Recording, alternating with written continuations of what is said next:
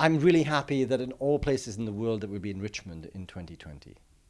Let's look at some of your recent cities: Oslo, Beijing, Austin, London, Geneva, now Richmond, Virginia. When you realized that that was even a possibility on the map, what did you think? I think it's incredibly exciting. I mean, it's a wonderful city. It's going to be an exciting event, and it'll be creative, and everyone's going to have a great time. Mayor Stoney, the Menuhin competition has been to some of the most fascinating global cities, including London, Geneva, Beijing, and now it comes to your city, Richmond. What can we expect? Well, you can expect us to roll out the red carpet for the talented young violinists from all across the country. Richmond is not too dissimilar from Austin, where the last competition was held. We will showcase the fact that we have an enormous amount of creatives who've made Richmond their home, and that is seen in its everyday life in the city, from all things arts to what we do with our Richmond Symphony as well. I am excited and can't wait to see the number of young people from throughout the world who will come and see our talent, but also the exchange of talent between those who live in Virginia and beyond, and in the States, and also those from around the world. The Menuhin is often described as the Olympics of the violin, even the Olympics of music. So as the mayor of the host city of the Music Olympics, what do you want it to achieve for the people of Richmond? Well, what I want to achieve for the people of Richmond is the ability for us to show the world that we are quite capable of hosting events like this. When you think about those cities, Austin, Oslo, London, Richmond's a world-class city, a welcoming and inclusive place that has a focus on talent. And the fact that the Menuhin competition will be based in Richmond in May of 2020 will show the world that Richmond's a destination, not just in the United States, but also for the entire globe. Speaking of the entire globe, we all know, of course, the international bike race that you host there every year. Does that give you some kind of pre-knowledge in what you want to do for this other kind of international competition? Yes, the UCI bike race put us on the map. I think when folks saw images of our great city on TV, and saw all the different landmarks and the great landscape we had to offer, folks said, "Where is that place?"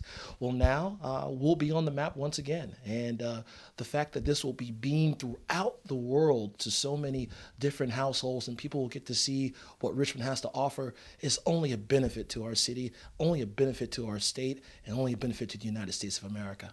Virginia was the birthplace of our democracy, and we've been charged now and into living out the promise of showing folks that we are an inclusive and welcoming place, and no matter who you are, what color your skin may be, what your background may be, that you can live out your God-given talents right here in Virginia, right here in the United States of America, and we still carry those themes to this day, and in line with our founding fathers, we want to show folks that this is a true melting pot, and what you will see on display in Richmond is what you've seen in Austin and in London, is that all these talented young people from all across the world with different hues will come together with one focus and showing and displaying their talent on the violin. Yehudi Menuhin is perhaps the founding father of humanity,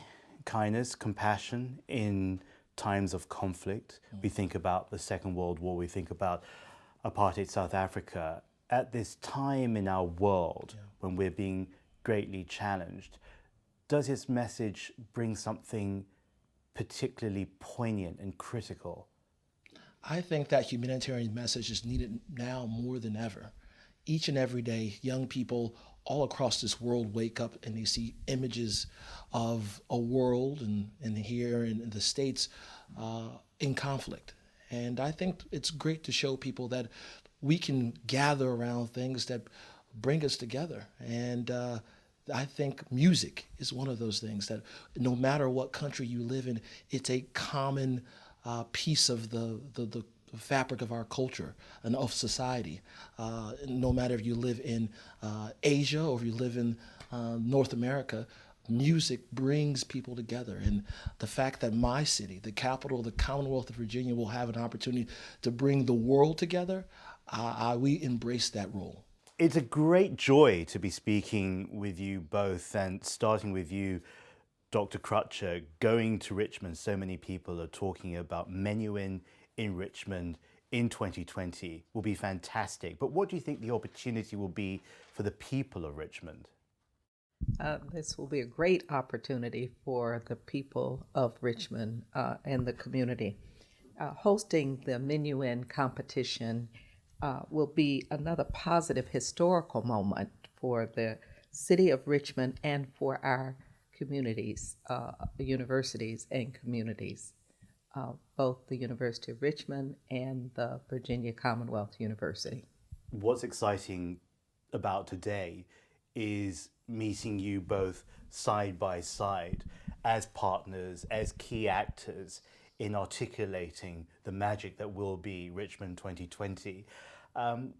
Dr. Wisnowicz, you're from Virginia Commonwealth. What do you think VCU will bring to this equation? Well, VCU, much like the University of Richmond, has really strong connections with the city, and we're looking to pull upon those connections that brings the entire community together, not only for the core competition itself, but also to raise arts awareness across the city and also across the state. You talked about arts awareness. You could have picked any of the arts, yet you've decided to focus your commitment to music in particular. Why is that? Well, music has always been an important feature at both of our universities, and we think this is an opportunity that we can actually create a larger fabric of music and all sorts of music to help young people across the state understand what it takes to be a true artist. Dr. Crutcher, obviously a well-known figure at the university and the city and the state as well. If you look into your imagination, what's going to excite you most about Richmond 2020? What will excite me most, and I think what will excite Richmond most, is the fact that you will have brilliant young people playing extraordinary music on the violin. And you have, I hear, the special facilities to stage this. You've got the Modlin Center. So to those of us who have not yet been there in person, what's it like and what does it offer? The Modlin Center is actually a place where there are no bad seats in the room. So it offers every individual coming to experience this competition an opportunity to see up close the competition. Add to that your own unique facilities. You have a concert hall over at VCU. Tell us about that, and how is it going to stage some of the events for the Menuhin in 2020? So at Virginia Commonwealth University, we have the Sonia Vlasovic Concert Hall. It seats about approximately 500 people, and it's really set up to be a really good chamber music setting. Now, we've arranged that some of the rounds are going to happen at the University of Richmond, and then those rounds will move to VCU. So participants get a chance to actually blend in and see both of our facilities if they progress through, but we're also hoping the community comes out and spend some time at both of our concert halls. The Menuhin is not just a competition, even though it's called the Menuhin Competition. It's actually a festival and a celebration of young people, of excellence, of humanity as well. Does that tie in particularly with Richmond? Yes, it ties in with the mission of not only the city of Richmond, but also of both of our universities, where we looked at education through arts, through humanities, is to reach beyond what the individual is trying to attempt to do and see the world through a unique global vision. Yehudi Menuhin has an intrinsic link to modern America. He was born there in New York. He gave his professional debut in San Francisco. But I heard that he has a real special relationship with Virginia itself. This is correct. He came to Virginia in 1987, February 5th, for a performance. He was visiting with an ensemble and performed in Richmond, and I understand that he also received the key to the city and also an honorary doctorate from Virginia Commonwealth University. You're here to represent President Crutcher, who is a highly regarded administrator, performer as a cellist himself, and an educator. What do you think has in store for the 2-year run-up? Oh, well, he'll probably find ways to share the story of his involvement in the Menuhin experience by talking about the people who are leaders in the Menuhin competition, his experience of having been to the Menuhin competition in Texas, so the first one in the United States, I believe. And he'll probably engage young people, both in our Richmond community and also on the college campus, to learn more about Menuhin leading up to 2020. David Fisk, everyone's talking about Menuhin Richmond, but also Menuhin Richmond Symphony. You're celebrating the 60th birthday of this family of musicians. What do you look forward in extending that celebration into 2020? So as we turned 60, we made a conscious decision to look forward rather than back. We spent a lot of time for our 50th honoring our past, and we continue to do that. But the 60th has held lots of promise for us, and it was during this season that the announcement was made that we'd be hosting the Menuhin Competition in 2020. So it's given us, I think, a real burst of energy to look forward to what the next 10 years are going to include. I'll go into the personal stories later, but for now to say, when you look into the future, obviously you're investing in the youth of global music talent. What do you want everyone back home to know about Richmond Menuhin and what it could do for the city and its own 60 years ahead? What I love about the opportunity to host this competition is it brings together the best of all that we do. The bringing of the best talent in the world to Richmond in youth, but also our deep commitment to music education. And I'm just looking forward so much to the chance for the kids that we work with in Richmond Public Schools every day, every week, to hear others that are the same age and think this could be me. Sharing music is particularly important in this era of social media and sharing everything. The community is obviously going to be impacted in different ways. What do you visualize in terms of bringing Menuhin and the symphony out into the community in the way that you already do? I think it's a wonderful opportunity for us to take advantage of the presence of these 44 young, amazing people, and also the members of the jury, of course, as well. So apart from making the competition as good as it can be, we are equally interested in the festive nature of it and the chance to bring the young competitors and the jurors out into parts of the city. So the whole of Richmond feels ownership of the celebrations and opportunity for access to the music making as well. Yehudi Menuhin is a figure with whom we all feel we know from his music, from social history even. But someone told me that you actually met him and you were 8 years old. What happened then? I was a boy chorister in St. Paul's Cathedral in London, and I'm not quite sure how it happened, but it did happen that Lord Menuhin came by to give a private performance for the boys of the choir downstairs in the chapel at the cathedral. And I can still vividly remember the impact it made on me of hearing an unaccompanied Bach partita played in that sacred space, and the kindness that he showed us all in spending time with us afterwards and talking to us. I still have his autograph from that time. And then I actually had the chance to work with him years later. I was running a London orchestra, the Orchestra of St. John's, Smith Square. And we had the honor of being the orchestra for the competition in, I'm going to say, around 1996, when it was in Folkestone. And it was a thrill then, as a professional musician, to have the chance to work with him and to see him interacting with these young musicians then.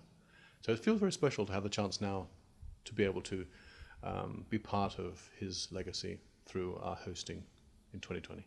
Going back to your boyhood experience and imagine yourself back in the crypt when he performed for you and your classmates, and the experience that left you with at an impressionable period in your life, what would you want the other 8-year-olds in the audience and the 80-year-olds to take away when they're sitting there in 2020? Well, as I was watching this Geneva competition online and watching the number of hits going up on social media, now that we have access to this incredible opportunity of international distribution through the medium of the internet, the same impression that was made on me as an 8-year-old in London in that live performance, I think is going to be equally powerful now for the folks of all ages who hear these young performers in Richmond and online in 2020. John Felson, you run public television in Richmond, and as such, you're going to have a very special role to play for the Menuhin competition in 2020. What's the plan? Well, first of all, we are absolutely thrilled to be selected by the committee to take care of the 2020 Menuhin competition. We are going to provide the entire live streaming feed to the world. We're also going to record 4 of the specific concerts, actually 3 in the one documentary, and we're going to post-produce them and bring them to the entire world after Menuhin. But we will be providing constant live coverage of everything in the Menuhin competition. We've spoken so much about Richmond taking its role as a host city, almost of an Olympics or a major global event. This is a major global event. For television, that has a unique capacity to impact community at a local level and also at an international level in a very special way. What do you want people to take away, not just from the concerts and competitions? What do you want them to walk away with? We want them to walk away with the love of music. They're going to be immersed in a style of playing that perhaps they haven't had a chance to ever see before. And we want them to know all about the Menuhin Violin competition. And we're going to educate our audience not only with the concert, but also with who Menuhin was, what he means to the world. And we are an educational station in public television in America. And our birthright is education, arts, and culture, and children. And the Menuhin Violin competition lines perfectly with that mission entirely. You've had a long track record, and you'll be too humble to say it, in exposing your audiences in a way that other stations may not have done in terms of operas and plays and or forms of music. Is this another cog in that wheel, or is this something very special? It's actually something very special, on at least on American television these days. Most of the programming is directed at the common denominator to get as big as an audience as possible to sell advertising. We don't sell advertising on American public television, and as a result, we can provide programs to a distinct, discerning audience. We can bring a play, bring American Masters to everyone's home, live from Lincoln Center, the Metropolitan Opera. We can do that because of our non-commercial nature. Gordon Back, Artistic Director of the Menuhin Competition. We spoke in London 2 years ago. What's Geneva been like for you? It's been absolutely wonderful. It's been quite exceptional how the city has embraced the event. I mean, it's a small city compared to London, but of course there's so many international organizations here that it's been great, basically. Geneva is unique, as you said, in that sense, in that it has its own local community, yet it also has that outreach to the world through the United Nations in particular. Virginia, Richmond will be seen as smaller compared to some of the other host cities, but also being the birthplace of modern America in many ways. Does that combination bring a special opportunity to the Menuhin? Yeah, I think every host city does. When people said, well, why not go to New York? But New York there's so much going on. I'd rather go to a smaller city which will totally embrace it and really get behind the event, and it'll make a real difference to the community. We've talked about the people of Richmond and what they're going to bring to the competition.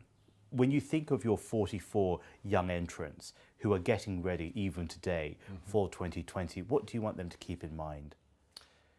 I think it's about finding their own individual voice. I think we'll have a lot more applications coming from America. I mean, we already do, but there'll be a huge enhanced uptake to come to Richmond. For some people who may not know the story of Yehudi Menuhin, what would you tell them about? Well, he was an amazing person, not just a violinist. He was a great humanitarian. He was a world citizen, basically. And when you met him, when you walked into a room, there was this incredible feeling of somebody very powerful, very important, but in a very quiet way. You've been involved with the Menuhin competition since its very first day back in 1983. Where would you like it to go next in terms of broadening its vision or even narrowing it down? Well, I think in a way it reinvents itself every 2 years. I mean, many competitions get stale being in the same city. What's so exciting with ours is we go to a new host city, a new host country. So when you embrace all those aspects of the host, it becomes a new event essentially every 2 years. Gordon Back, thank you very much. Thank you, James.